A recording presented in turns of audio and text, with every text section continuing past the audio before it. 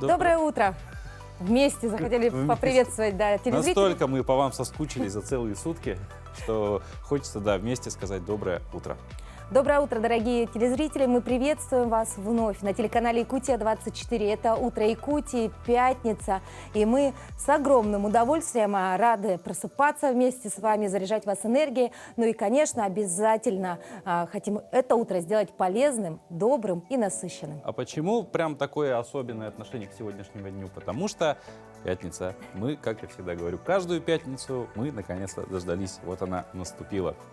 Сегодня о чем будем говорить? Чем будем заряжать людей? Ну, как всегда, по доброй традиции, каждую пятницу мы готовим полезный завтрак. Сегодня это будет смузи-боул. Да, поговорим также о том, почему очень важно ухаживать за своими ногами, особенно в зимнее время. Совсем недавно один из самых образцово-показательных учреждений нашей столицы, физико-техническому лицею, исполнилось 30 лет. Узнаем об его успехах сегодня. Ждем в нашей студии также, что мы ждем? Конечно же, по традиции участников шоу «Танцуй». Поговорим о том вообще, каково это, возможно, впервые заниматься танцем, каково хореографам учить людей, которые с танцами были связаны, ну, не так уж сильно, да, как я бы сказал. А еще будет полезная информация.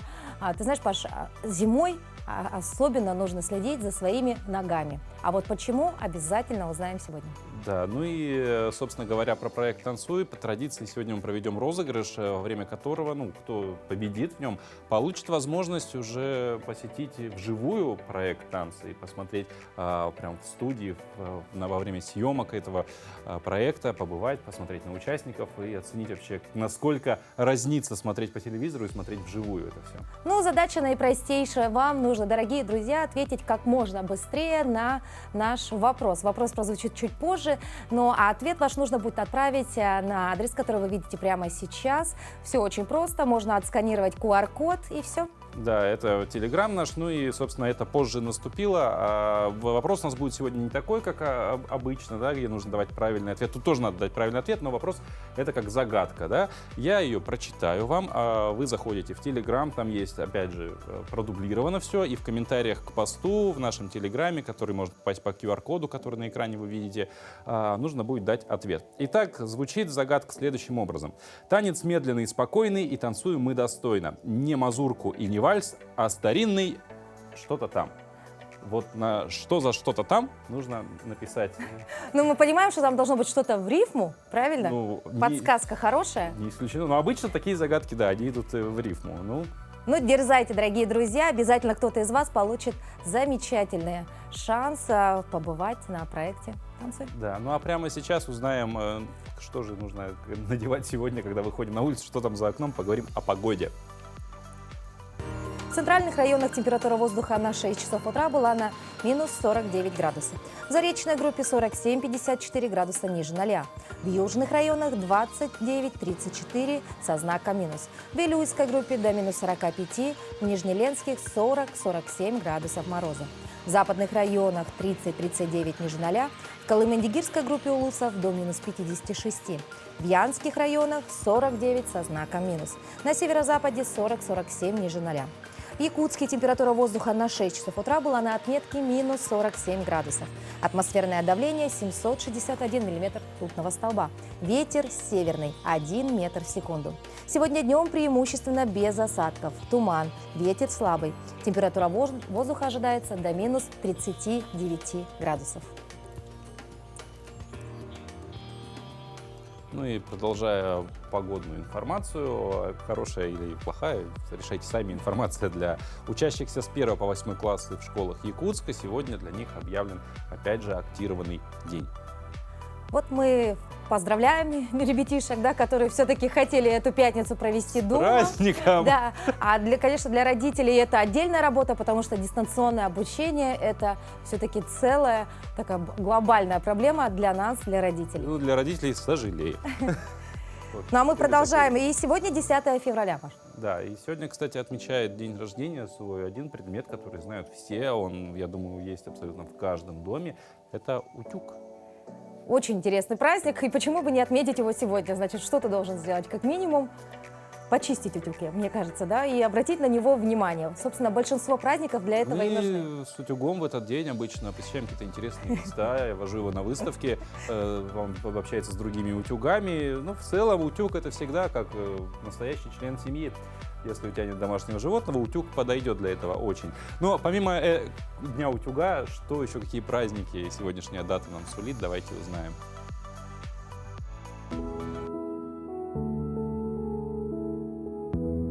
На календаре 10 февраля. Сегодня отмечают День дипломатического работника, День рождения утюга, День домового, День зонтика. По народному календарю в этот праздник почитают память преподобного Ефрема Сирина, иеродиакона. Традиционно в этот день отмечают именины домового. Чтобы его задобрить, хозяйки оставляют на столе блюдечко с молоком и печеньем. Также в углу ставят глиняный горшочек с кашей. Считается, что домовые хорошо ладят с кошками, поэтому в этот день нельзя обижать этих домашних животных. Также в этот день нельзя убивать насекомых. События в этот день. Первое письменное упоминание о появлении утюга. Согласно указу Екатерины II, порт и крепость в Крыму получили свое название Севастополь. Создан государственный ансамбль танца Советского Союза под руководством Игоря Моисеева. Состоялись первые выборы в Верховный Совет Советского Союза.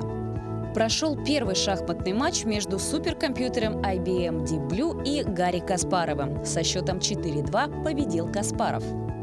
В этот день в долине царей в Египте найдены саркофаги фараонов. В этот день родились Борис Пастернак, русский и советский поэт и писатель, нобелевский лауреат. Матвей Блантер, советский композитор, автор песен, народный артист Советского Союза. Владимир Зельдин, советский и российский актер театра и кино, народный артист СССР. Михаил Рощин, советский и российский прозаик, сценарист и драматург. Георгий Вайнер, советский и российский писатель детективного жанра, сценарист. Сергей Пенкин, советский и российский певец, композитор, актер. Именины сегодня отмечают Федор, Теодор, Леонтий, Игнат, Егор, Георгий, Вальдемар, Владимир, Варфоломей, Ольга. Еще одна важная дата в календаре. Сегодня, 10 февраля, 85-летие со дня рождения первого академика Российской академии наук из народа Саха, доктора технических наук, ученого, специалиста в области машиностроения Владимира Петровича Ларионова. В 2009 году физико-техническому лицею Якутска присвоили имя академика. И сегодня также лицей отмечает свой 30-летний юбилей. Ну, если быть точнее, просто в этом году юбилейная дата, и как бы решили совместить. И в этот знаменательный день для педагогов лицея и учащихся в нашей студии директор ФТЛ Соловьева Александра Максимовна. Александра Максимовна, доброе утро. Доброе утро. С праздником Доброе вас. утро. Александра Максимовна, ну, конечно, во-первых, принимайте поздравления. У вас сегодня двойной праздник, можно сказать, да? Ну и, конечно, лицей входит в топ лучших школ республики, да? Это ни для кого не секрет. Ну а секрет в чем заключается? Все-таки в процессе образования, возможно, в педагогическом составе, либо все-таки в ребятах? Вы знаете, здесь очень много факторов.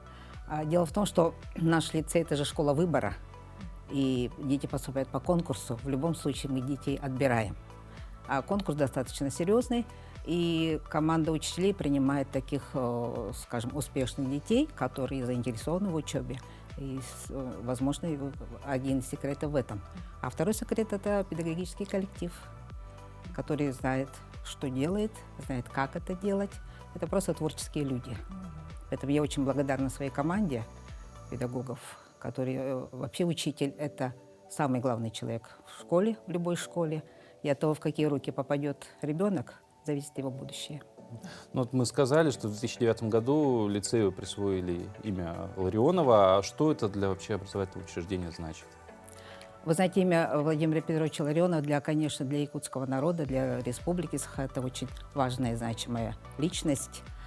И когда инициаторами присвоения имени Владимира Петровича Ларионова в нашем лицее были его ученики, родители, чьи дети учились в нашем лицее. Это было достаточно ответственное решение, потому что, ну, скажем так, Владимир Петрович с нами не сотрудничал, он не учился в нашей школе, да, но, тем не менее, у родителей был достаточно такой весомый довод о том, что хорошая школа, хорошая образование, качественные знания. Поэтому мы приняли это, мы согласились с нашими родителями. И вот с 2009 года мы носим имя Владимира Петровича Ларионова.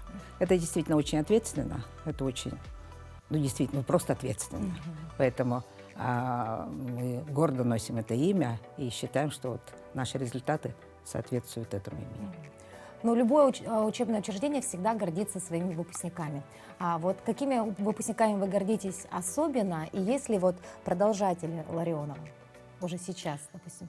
Действительно, вопрос достаточно сложный. В каком плане? В том плане, что дети действительно яркие. И не только, это не обязательно, что ученик там должен закончить золотой медалью или иметь только какие-то отличные знания. Он же может быть еще и творческий ребенок, да? Поэтому тут аспекты разные. Но тем не менее, у нас есть золотая книга выпускника, и каждый год мы вписываем туда имя самого лучшего нашего лицеиста.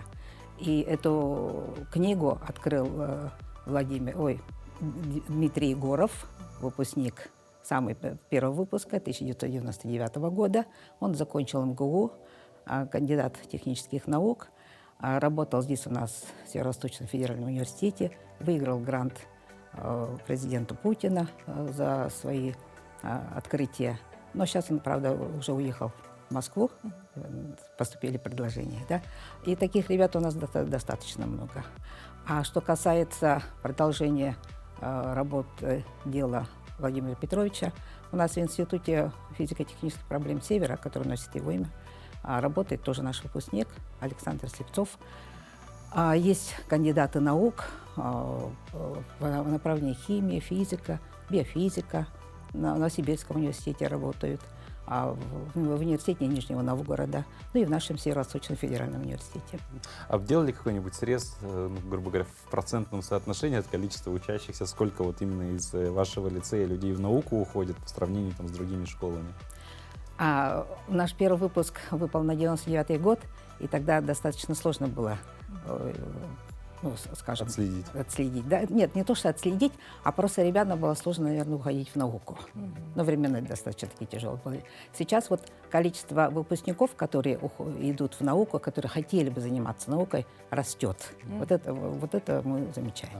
Александра Максимовна, сейчас прервемся на короткую паузу, потом продолжим с вами беседу. Дорогие друзья, дальше поговорим и о том, как отбираются педагоги для работы в лицее. И вообще, что нужно, чтобы в лицей непосредственно поступить.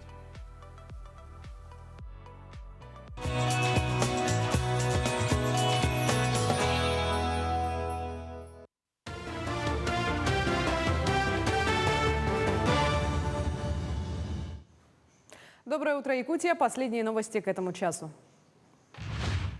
Местная компания «Саха Лайтинг» планирует обеспечить всю республику комплектами светосигнальных огней для доступности малой авиации. Ведь в отдаленных населенных пунктах, особенно в северных, жизненно необходимы взлетно-посадочные полосы для вертолетов. На сегодняшний день полностью закрыты потребности в Кобяйском, Нюрбинском, Верхоянском и Алекминском районах. Уникальность якутской продукции заключается в ее ценовой доступности для районов и мобильности, так как ее можно разложить на площадке, а после использования обратно собрать. Весь производственный процесс комплекта проходит в Якутске. Сборка одного комплекта занимает порядка 40 дней, 40 рабочих дней. Это начиная, как мы заявку подаем заводу-изготовителю самих светосигнальных огней. Они начинают производить, потом это вот логистическая дорога. И в это время мы производим здесь ящики, кабеля паяем, ветроуказатели готовим. Жилой дом и общежитие для работников судоверфи введут в пригороде столицы республики Жатая. Строительство многоквартирного жилого дома на 106 квартир и общежития на 200 мест стартовало в 2022 году. На сегодняшний день там установлены свайные поля. Также в рамках комплексного проекта в поселке отремонтируют дороги ввиду их неудовлетворительного состояния. В частности, уже обустроены подъездные пути к поселку. В этом году будет проведен ремонт по улице Трактовая и Корзинникова. Тем временем продолжается строительство судоверфи. На текущий момент на объекте проводятся внутренние отделочные работы. Более 400 мирнинцев бесплатно сдали кровь на онкомаркеры, прошли онкоскрининг в рамках всероссийской акции «Рак боится смелых». Желающих пройти обследование оказалось в 2 раза больше по сравнению с прошлым годом. Большой поток посетителей не помешал всем сдать анализы, сделать ФЛГ и проверить работу сердца.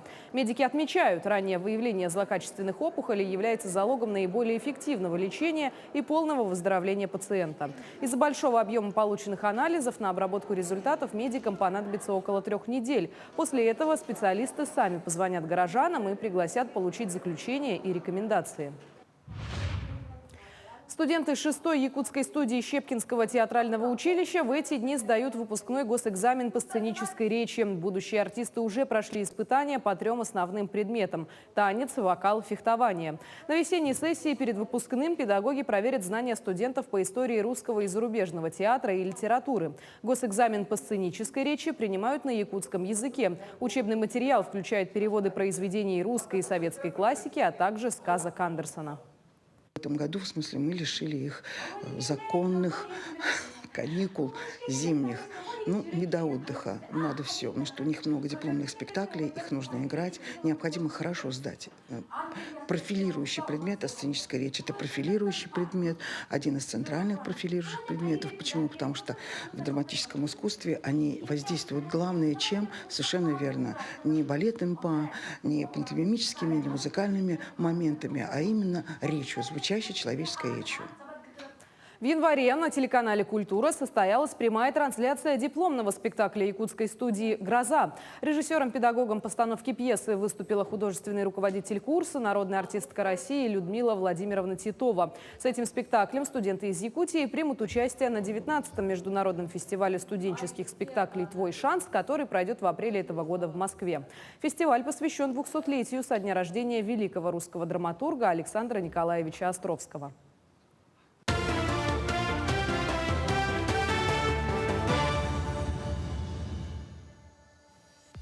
И это вновь «Утро Якутии». До ухода на небольшую паузу мы говорили о знаменательной дате для столицы нашего города. Это 85-летие со дня рождения первого академика Российской академии наук из народа Саха. Это Владимир Ларионов. И, конечно же, у нас юбилейная дата отмечает у нас 30-летие физико-технического лицея. И сегодня директор, директор ФТЛ Александра Максимовна Соловьева. Александра Максимовна, поговорили уже, и о том, что, в принципе, в чем секрет успеха. Это, опять же, и отбор учеников, отбор педагогов, в принципе, ведется. Но в целом, как устроено обучение, какова методика? Во-первых, нам повезло в том плане, что у нас одна смена. Это очень много значит, да? Школа небольшая, всего 400 человек, плюс-минус каждый год, да? И количество детей в классах тоже до 29. Мы работаем в одну смену, и поэтому во второй половине дня есть как раз возможность заниматься индивидуально с ребятами, групповые работы. Еще есть время для творчества, для работы с детьми. И нагрузка, надо отметить, что нагрузка на детей, конечно, особенная. Это не как в других школах, потому что я открою такую тайну. Я также являюсь выпускницей физико-технического лицея. И, конечно, мне кажется, то, как нас обучали в то время, это, конечно, огромнейшая работа. У нас было очень много уроков, мы делали этюды, мы проживали тогда при школе. И, конечно, те знания, которые мы получили, там во многом нас, конечно, потом повели по жизни. Потому что именно главное, качество образования тогда и сейчас на высоком уровне. Я тогда вопрос такой задам. Если кто-то хочет пережить то же самое, что пережила Даша, как это можно сделать? То есть как вообще попасть в школу можно? То есть отбор понятно, то есть родители сейчас заинтересовались. Да, сейчас у нас уже наступает такое время подготовки к поступлению, поэтому мы несколько лет тому назад сделали школу будущего лицеиста. Это, так сказать, подготовительные курсы для четвероклассников. 2 раза в год мы делаем эту школу, мы набираем детей, опять же, небольшое количество, и для того, чтобы 40 детей отобрать, мы делаем предварительно тоже небольшое тестирование. Но основные предметы, по которым мы проверяем ребят, это математика, английский язык, русский язык, и так еще просто для собеседования естествознания. Ребята проходят эти курсы, но в принципе эти курсы только для того, чтобы ребенок и родитель понял, что стоит ли им вообще поступать. Потому что иногда бывает так, что это желание родителя, чтобы ребенок учился в той или иной школе, да. Вот ребята проходят. А так у нас наши самые главные испытания проходят в мае месяце. Сдают вот экзамены вот по тем предметам, которые я упомянула. И самое главное, потом мы делаем уже основной отбор. А вот есть у нас такая изюминка. В начале летних каникул, в первой неделе июня, мы делаем адаптационный лагерь. То есть мы приглашаем тех детей, которых мы уже отобрали, к нам. Работаем как бы небольшой лагерь на базе лицея. С утра учебные занятия, такой в легкой форме, да. Во второй половине дня учителя работают с ними как воспитатели. И вот, то есть ребенок окунается вот в учебный процесс лицея. То есть он уже и родитель видит, и ребенок видит, какие требования будут. И потом уже идет уже официальное зачисление после этого. Ну, то есть для тех... Зато мы снимаем адаптационный период с сентября. 1 сентября ребята уже приходят. все друг друга знают. Да, уже друг друга знают наши узкие коридоры. Да. Я до сих пор с огромной любовью вспоминаю эти узкие коридоры, и как мы бежали по ним, и там, просто это отдельное воспоминание, отдельная жизнь. Мы поздравляем вас еще раз с юбилейными датами. Конечно, желаем вам, продолжать держать эту планку одного из лучших учебного заведения столицы. Ну и, конечно, здоровья, терпения всем учителям, ну и побольше благодарных и очень умных учеников. Спасибо. Я бы хотела поздравить своих коллег, поздравить своих учеников и, конечно, родителей, потому что только в таком вот единстве ученик, родитель и учитель мы делаем такие яркие дела. Спасибо вам еще раз. Ну а мы продолжаем. Отличный вариант для завтрака. Красивый и вкусный смузи-боул. Это тот же вариант смузи, только налитый в тарелку и украшенный питательным топпингом. А для его приготовления понадобится только блендер и не более 10 минут. Как же его делать? Давайте посмотрим. Доброе утро, дорогие друзья! Меня зовут Исмаил, я являюсь шеф-поваром гастробара «Бездельники». Сегодня мы будем готовить с вами смузи. Смузи – это не в обычном варианте, не милкшейк, а в моем варианте смузи-боул. Боул переводится с английского как тарелка. Итак, для этого нам потребуются замороженные фрукты, ягоды. В моем случае это сегодня я взял, проэкспериментировал, банан заморозил. Также здесь присутствует манго, клубника. Вы также можете добавить сюда бруснику, клубнику, облепиху. Также все замороженные фрукты, которые у вас есть в морозильнике. Я для этого взял такой небольшой наборчик. Итак, мы для начала возьмем это все аккуратненько переместим в блендер.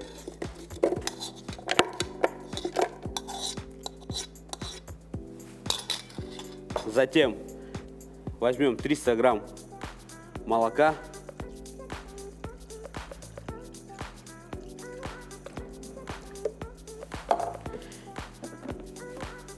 И немножко собьем.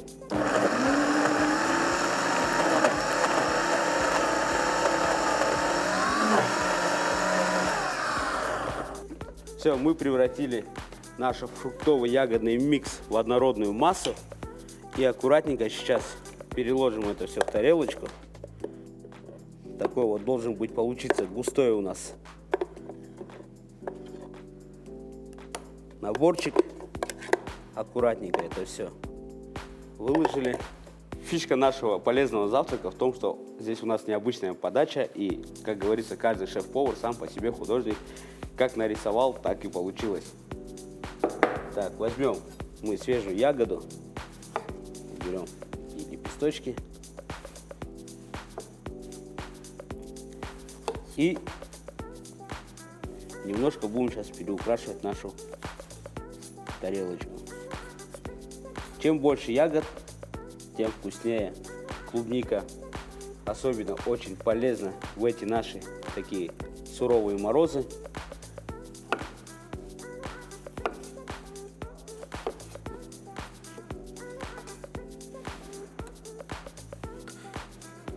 Вот так аккуратненько мы превращаем в тарелочку. Затем мы возьмем голубику. Голубику тоже мы побольше возьмем. И, конечно же, возьмем банан. Банан очень полезен прям в холода. Он немножко похожий такой на солнышко, желтый, красивый, немножко согревает душу.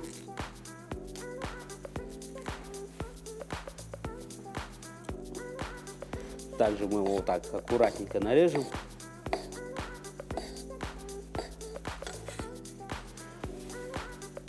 И все это дело мы выложим на тарелочку.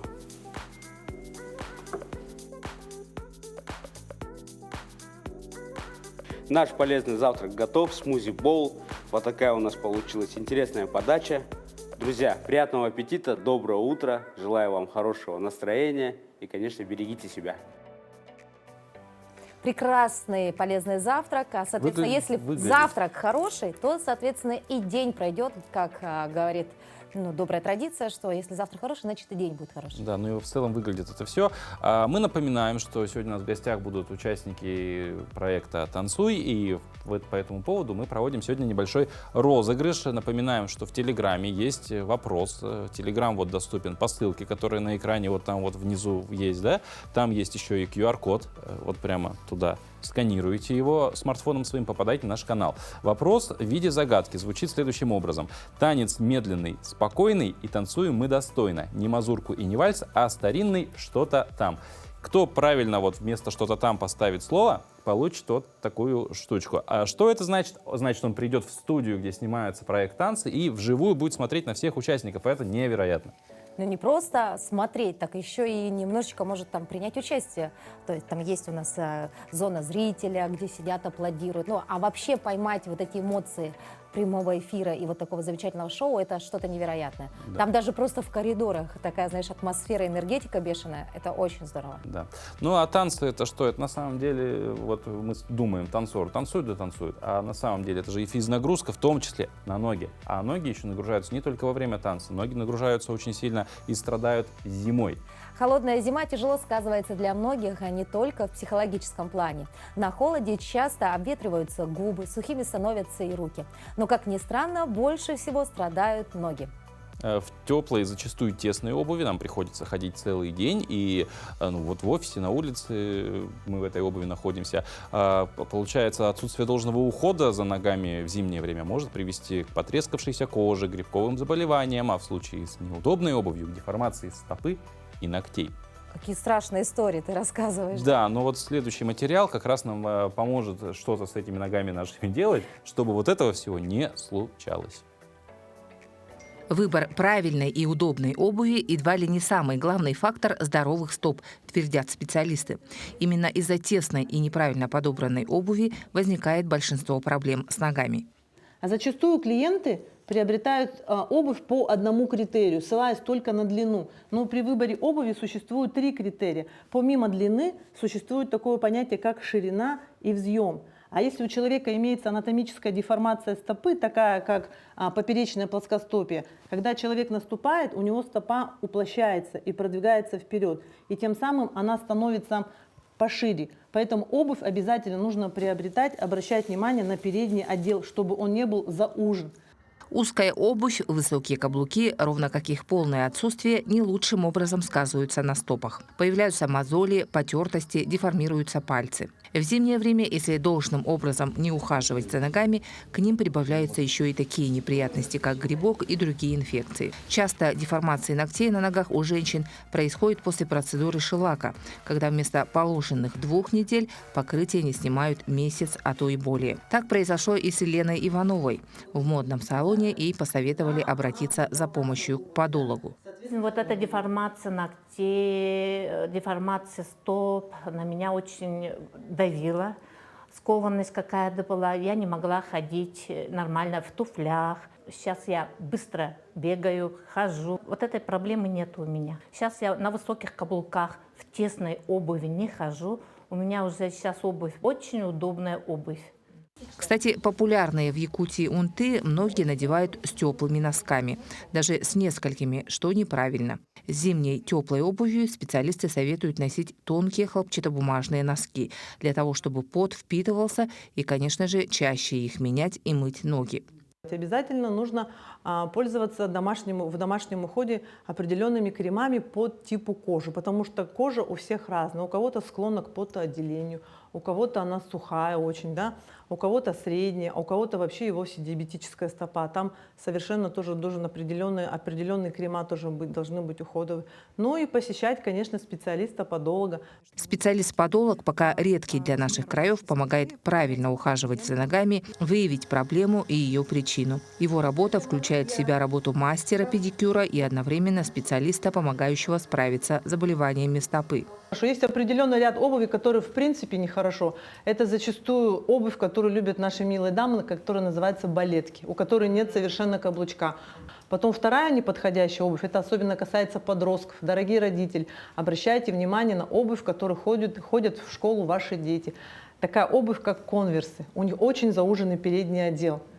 А мы знаем, что подростки у нас очень активны, у них активное потоотделение. Ножка начинает в носочках потеть, плюс идет в переднем отделе сжатие, соответственно, опять-таки нарушается кровоток, оттуда идет такое понятие, как деформация ногтевых пластин. Чтобы проблем не возникало, необходимо учить детей правильной гигиене как можно раньше. Ведь с возрастом, если не уделять этому должного внимания, проблем не избежать. А если они уже есть, обращаться к специалисту, который обязательно поможет не только советом, в случае необходимости медицинской помощи направит к врачу-дерматологу, ортопеду или иному доктору. Туяра Филиппова, Виктор Дичковский, Якутск. Сегодня в нашей рубрике, которая буквально сейчас начнется, «Музейный гид», речь пойдет о человеке, который относится к той категории людей, которых у нас в республике можно пересчитать на пальцах всего лишь одной руки. Известный скульптор Николай Оганеров, творения его, конечно, уникальны, и его работами можно восхищаться из года в год. Да, но особенно ему дороги те, которые сделаны не по заказу, а вдохновленные якутской литературой видами родной якутской природы. Николай Дмитриевич Оганеров. Художник, скульптор, очень известный, чьи работы украшают не только памятные места якутян, но и становятся такими центральными объектами национального праздника Исэх. Он родился в удивительном месте, это Татинская земля, которая взрастила, воспитала, и на которой трудились известные якутские писатели. И вот вдохновение для своих работ Николай Дмитриевич как раз и черпал из литературных произведений якутских писателей, вот эти произведения, которые читает он всю свою жизнь.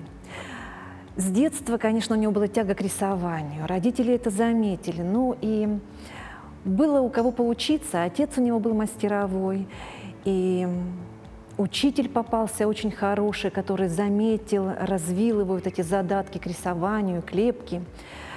Это был Малышев Иеремей Наумович, который посоветовал поступать в художественное училище, собрал документы, отправил его в Якутск. И Николай Дмитриевич, молодой, поступил с первого раза.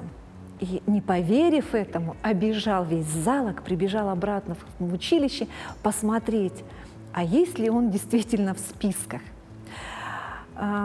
После учебы была служба в армии, где он опять применял свои навыки рисования, это дембельские альбомы, ленинские комнаты, плакаты. И, кстати, ему повезло. Дело в том, что он в художественном училище, учась, он увлекся резьбой по кости. И вот там, именно в армии, он пробовал себя вот в этой технике. Да? Однажды, такая вот интересная история, однажды в часть должен был приехать генерал. Николаю, молодому солдату, поручили сделать очень хороший, интересный подарок, чтобы генерал восхитился. Это произошло.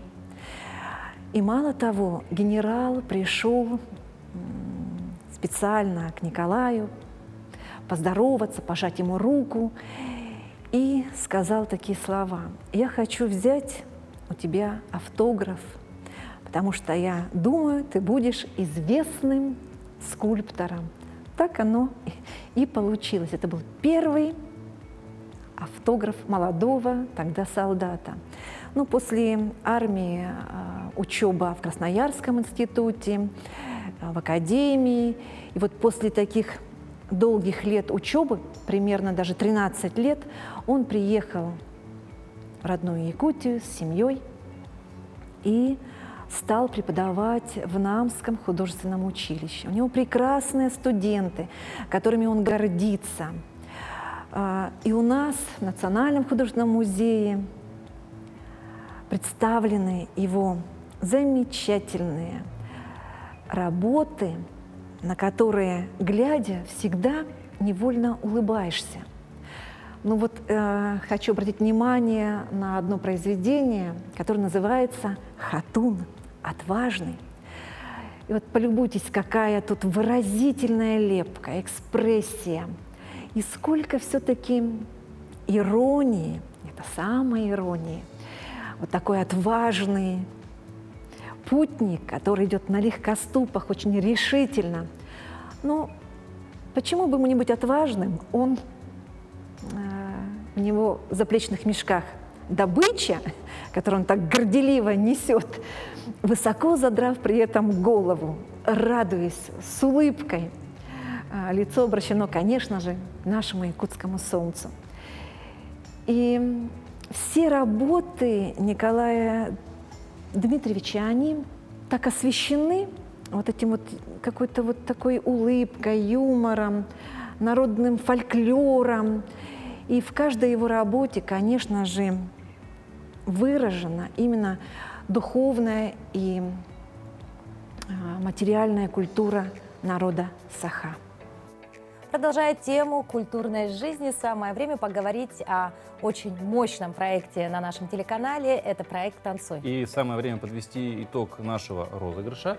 Напомню, что вопрос звучал следующим образом. Танец медленный, спокойный, и танцуем мы достойно. Не мазурку и не вальс, а старинный падеграс. Падеграс. Давай, Паша, напомним, какие были варианты ответов, потому что некоторые из них были достаточно смешные. На самом деле, да, были варианты очень смешные, позабавили нас, спасибо, конечно. Ну, скажем, что правильно, первая правильно ответила Ольга. У нас тут все зафиксировано, с вами потом свяжутся, вы вот получаете пригласительное на проект «Танцы», посетите в студии. Кстати говоря, вы приходите не одна, Ольга, а можете взять одного человека с собой, чтобы было с кем эту радость поделить. Так сказать, +1. Ну а варианты были краковяк, полонез, и сразу захотелось кушать немножко, потому что созвучно с болонез, минуэт, и вот мне очень понравился вариант контрданс. Я почему-то сразу вспомнил такое, можно сказать, уже старинное слово еще из советских времен, начала советской контрреволюции. Вот. Может быть, контрданс с этим как-то связан. Есть, наверное, такое направление в танцах? Возможно. Я просто в мире танцев, на самом деле, ну вот как танцы где-то вот они там. Вот там они где-то, я тут, они там. Поэтому уже доброй традицией нашего утреннего эфира стало вот именно общение с участниками этого проекта. У которых танцы уже здесь. Вот они и танцы. Вот так. И у нас сегодня в студии Анастасия Никитина и Иван Касанов. Иван Касанов – горный инженер. Несколько раз прыгал с парашютом, занимался фигурным катанием и бальными танцами. Как волонтер помогает якутскому пункту передержки животных. Приютил у себя 2 бездомных собак. Анастасия Никитина – хореограф-постановщик. Родилась в поселке Зырянка, выросла в селе Тополиное в Тампонском районе. Супруг танцует в этом же проекте. Ну вот эти участники сегодня у нас в студии, такие яркие, красивые. Доброе утро. Доброе утро. Ну, конечно, первый вопрос очень такой стандартный. Как вы пришли в танцы? Вот, наверное, первый вопрос будет к профессионалу, к Анастасии. Ну, в танцы я пришла где-то лет в 5, наверное. Начала там у нас был какой-то праздник, и меня заметили и попросили. Я с Тампонского района, северного, и меня попросили там быть олененком. Был спектакль, представление рождения олененка. И вот я там выступила, и потом пошло-поехало, и мама стала со мной заниматься, со мной растягиваться, и так и записала меня. Ну, а профессионально когда стали увлекаться, когда уже стали понимать, что это уже не просто хобби и увлечение, а это уже все-таки ваша Профессия почти. профессия, да, будущее? Ну, я после школы, когда окончила школу, я поступила в мединститут на педиатра. И вот училась там на первом курсе где-то до весны. И тогда уже было прям чувствовала, но это не мое, и я хотела танцевать прям. И как бы, ну вот, советуясь с родителями, пришли к тому, что мне все-таки надо поступать в колледж культуры, да. И вот так из педиатра получился замечательный хореограф. Да. Ну, на самом деле, говоря про врачей, которые переходят в творческие профессии, примеров очень много. Александр Розенбаум, например, тоже медик, а потом песни какие, да, красивые. Иван, а вопрос к вам, наверное, ответ-то будет еще нам более удивителен в плане того, что вы в паре выступаете как непрофессиональный танцор. С танцами до этого как-то были связаны или нет, или вот все вам в новинку и По погружаетесь? визитке были. Да, я занимался бальными танцами непродолжительный период, хобби-классы у Ефимова Вячеслава Геннадьевича. Это приблизительно студенческие годы. То есть навыки были. И такой интерес к танцам был. Вас же туда не насильно приводили, правильно? Это ваше личное было желание, да? Ну, в рабочий день раздался телефонный звонок. Звонил Дмитрий, мы как-то с ним знакомы, и предложил выступить. В проекте? Нет, вот самое интересное, что нет. Сказал, надо выступить на сцене. Ну, я взял, кинул монетку. Она, к сожалению, показала «да». Я говорю, Счастье, наверное. я говорю, ладно. Дмитрий говорит, с вами свяжутся. После этого звонит Юлия, редактор, и говорит, вы дали свое согласие на участие в телеканале, это будет то-то, то-то. И с каждым словом у меня глаза все больше и больше, и голос все хуже и хуже. Какие хитрые у нас сотрудники, да, заметил? Вот таким образом завербовали практически, да, у нас участников в проект. С кем приходится работать? Да. Ну и сейчас, вот спустя уже, в принципе, у вас Три получается эфира. 3 эфира. Какие эмоции? То есть пожалели о том, что вступили на эту тропу? Или все-таки эмоции — это отдельная история, которая вас затянула уже в этот проект? Ну, пока что жалеть не о чем. Ну, вот получается, после второго эфира вы, так сказать, вступили на эту кромку, по кромке ножа, можно сказать, шли, были кандидатами на выбывание. Но в целом получается, что за вас проголосовало большее количество зрителей, вы остались в проекте. В целом, опять же, зрители заметили и прогресс в ваших выступлениях, то есть от первого самого эфира, да, вот третий прошел в минувшее воскресенье. У вас появилась за эти 3 эфира какая-то уверенность, то есть в чем секрет совершенствования вашего мастерства, скажем так? Ты говори, что ты? И тебя спрашиваю. Ты отвечай, ты профессионал. Вы можете ответить вместе, в принципе. То есть, возможно, Иван очень способный ученик, и вы как хореограф, вам легко с ним работать. Да, он как бы способный ученик. Сейчас мы готовим современный танец, и я думала, ему будет сложно. Ну, как бы сложности есть, но он справляется очень хорошо. И единственный минус — это его лицо. Он не может передать свои чувства. Очень сдержанный, да, Да, эмоционально? да. Характер нордический. Вот мы даже сейчас видим вот выступление, да, Ивана. Иван, видно сразу ваше такое атлетическое состояние тела, да, такое очень спортивный вы, но лицо, правда, очень серьезное. То есть серьезный, сдержанный. Это вы всегда по жизни такой, да, или это у вас волнение проявляется так? В данный момент то, что мало времени на репетиции, я всегда не уверен, что я делаю что-то так, как нужно. Поэтому у меня, как все говорят, очень много мыслей, и я каждое движение пытаюсь представлять и пересчитывать. То есть это больше не серьезность, а концентрация, да, скорее. Вот. Ну а что касательно оценок жюри, то есть каждый эфир у вас оценивается, ну вот справедливые ли замечания всегда звучат, на ваш взгляд? Ну, то есть все равно идеально, понятно, сделать невозможно, всегда будут какие-то замечания, нет предела совершенству. Но, может быть, по вашему мнению, как-то жюри слишком уж строго и категорично, либо же наоборот, да, действительно указывают на ошибки, над которыми стоит поработать, и, грубо говоря, мы об этих ошибках знали. Мне кажется, Иван сейчас всю правду выложит. Честно, вы считаете, что жюри оценивает по достоинству ваше выступление? Ну, наше? Ну, Да. Да? Ну вот это затяжное «ну», да, уже говорит, да, само за себя. А вот все-таки, возвращаясь к прошлой неделе, да, вы были на грани вылета, да? Вот что вы считаете все-таки вам помогло набрать самые голоса и все-таки остаться в проекте? Нам помогли нам наши близкие, родственники, друзья, коллеги. И вот они нас поддерживали, за нас голосовали.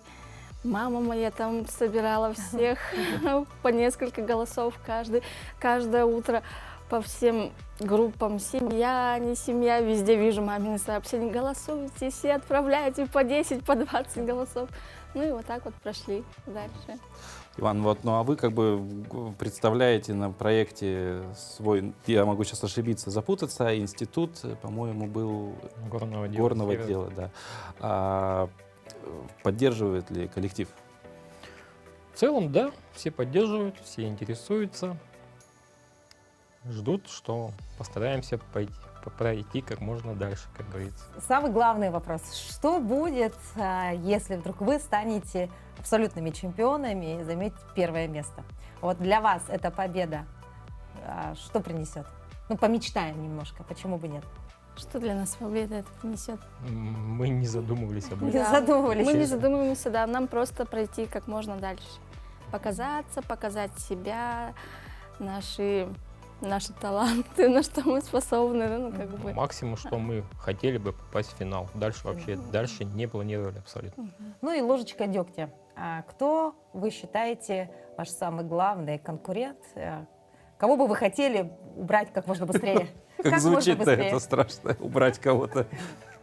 Да нет, никого бы не хотела, я бы никого. Но вы же не понимаете, что это все-таки конкурс, конкуренция должна. Ну да, но почему-то я не чувствую, ну как бы у меня нету такого конкурса, ну соревновательского.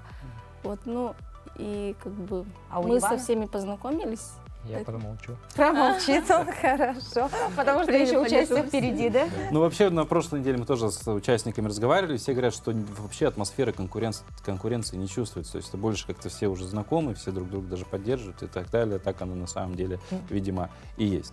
Мы ждем ваше выступление уже в это воскресенье. И напоминаем всем нашим телезрителям о том, что проект «Прямой эфир» у нас каждое воскресенье. Следите, переживайте, болейте. Ну и, конечно, отправляйте ваши смс-сообщения за понравившуюся пару. Да, и все получится. Ну а прямо сейчас мы передаем слово нашим коллегам из информационной службы. С последними новостями нас они ознакомят.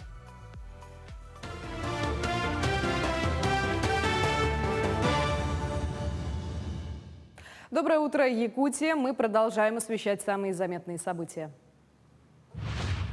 Местная продукция пользуется большим спросом, особенно у городского населения. Но в это время в хозяйствах массовый отел еще не начался. Поэтому на прилавках рынка мало молочной продукции. Как говорят продавцы, в неделю только 2 раза привозят свежую сметану, сливки и кефир. Из-за этого повысились цены. Например, пол-литра 30% сливок стоит 300-350 рублей. Литр кефира более 100 рублей. Покупателю с малым доходом также приобрести трудно и сметану. Продавцы сетуют и на повышение общей инфляции.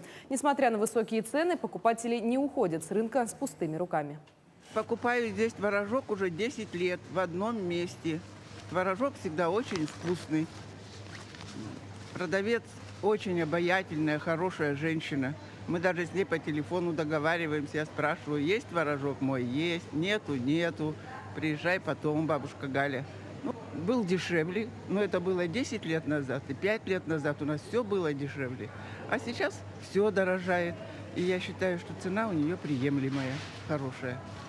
Не знаю, мне лично наш творожок якутский очень нравится. Была в Москве, там не понравился творожок. Новые пассажирские автобусы с хорошей стороны показали себя в аномальные морозы. Напомним, весной прошлого года в Якутск было доставлено 100 маршрутных красных автобусов. Они были специально изготовлены под суровые климатические условия республики. Это двойной стеклопакет, двойные полы, двухдверные системы, что сокращает поток холодного воздуха. Более того, в салоне установлено 6 отопителей. Как отмечают водители и специалисты, с технической стороны новый транспорт отлично справился в 50-градусные морозы. Зиму вроде бы прошли они нормально. ничего такого серьезного не было. Мелкие поломки были, но это в связи с нашими климатическими условиями. По обзору, по безопасности, вот у них антипробуксовочная система есть, антиблокировочная система тормозная есть, зеркала с подогревом, что немаловажно, да, в наше время. И по маневренности они хорошо себя показали. Мирнинские школьники смогут бесплатно ездить на автобусах по городу. В январе мэрия уладила недопонимание с перевозчиком, который будет оказывать данную услугу. Проездные билеты получат дети, живущие на отдаленных улицах Мирного. С начала года льготные проездные получили более 200 детей. На обеспечение бесплатного проезда районный бюджет выделил более 8 миллионов рублей. Для оформления проездного родителям нужно принести в администрацию города пакет документов, копию паспорта родителей и ребенка, либо свидетельство о его рождении. Также потребуется адресная справка с места жительства. В России планируют ввести мониторинг вечной мерзлоты. Законопроект о создании такой системы мониторинга Госдума приняла в первом чтении. Мониторинг будет вестись в пригородных экосистемах и станет основой для регулярного изучения важнейших данных о состоянии вечной мерзлоты. Данные мониторинга позволят оценивать выбросы парниковых газов, прогнозировать изменения климата и готовить сценарные прогнозы социально-экономического развития страны. Порядок проведения мониторинга определит правительство. Система будет создана до конца 2025 года. Мы производим там детальный мониторинг. К этому часу это все новости. Хорошего дня.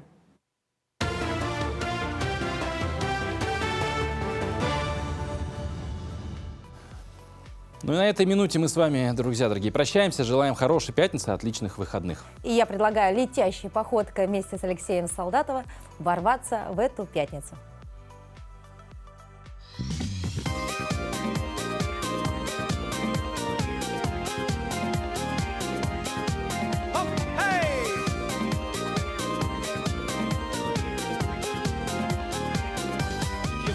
Снега, замерзают рассветы на белых дорогах, колдует пурга,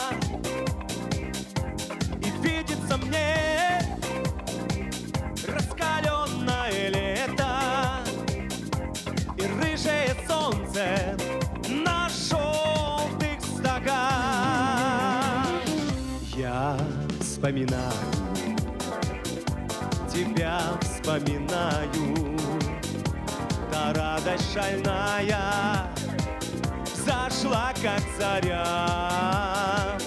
Летящей походкой ты вышла из мая и скрылась из глаз в пелене января. Летящей походкой ты вышла из мая и скрылась из глаз в пелене января.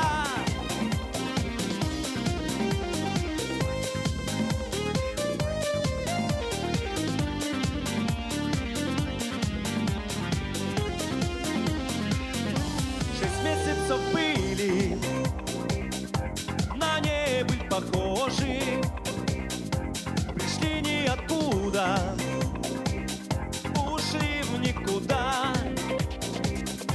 Пускай мы во многом с тобою не схожи, но главное мы были едины всегда. Я вспоминаю, тебя вспоминаю, та радость шальная зашла, как заря. Летящей походкой ты вышла из мая и скрылась из глаз в пелене января. Летящей походкой ты вышла из мая и скрылась из глаз в пелене января.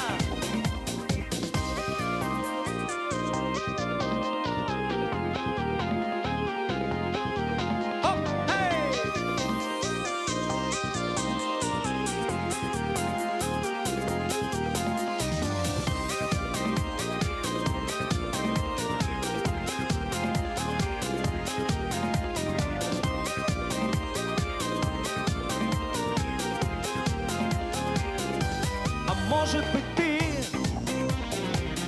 перелетная птица,